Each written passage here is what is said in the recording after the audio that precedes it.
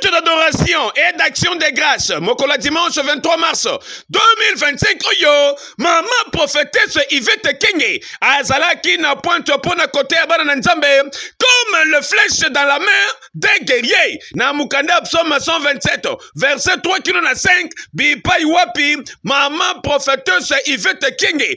Ate kibana na nzambe. Lolenge kani. Esengeli baye bakobatela. Héritage précieux.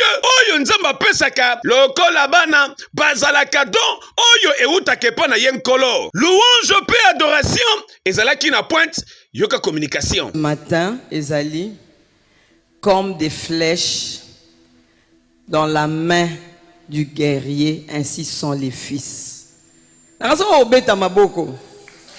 Comme des flèches dans la main du guerrier, ainsi sont les fils.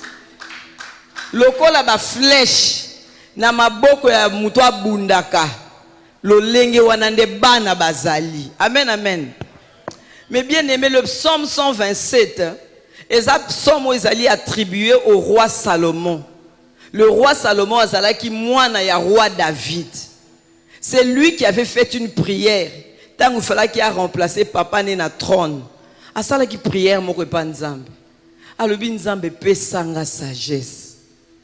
Pesanga sagesse pour na diriger peuple na yo. Et Dieu avait exaucé sa prière. Dieu lui avait accordé la sagesse. Prière nanga na tongwa lelo. Et que Dieu t'accorde ce que tu lui demandes au nom de Jésus. Alléluia. Ce psaume est un psaume moko, babengiront les psaumes de montée. Bazale koye des décrets, pardon. Et bazale koye mbango tant que peuple bazaro ke na pèlerinage. Bazo kende nanda kwa nzambe nzela nzela. Bazale koye ba psaume 127.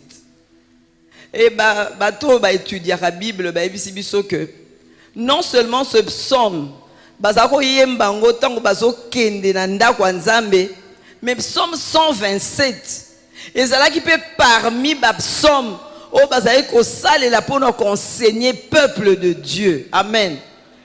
Tika ete lelo lisusu nzamba lobela biso au travers du psaume 127.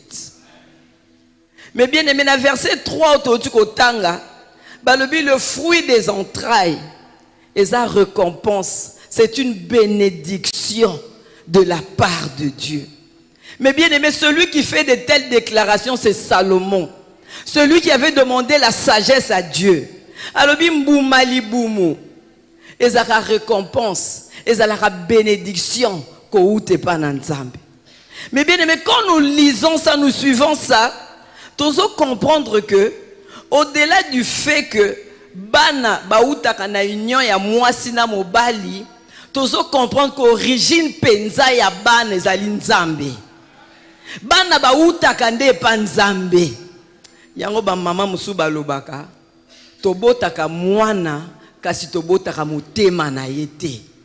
Dans l'origine ya bana ezalaka nzambe.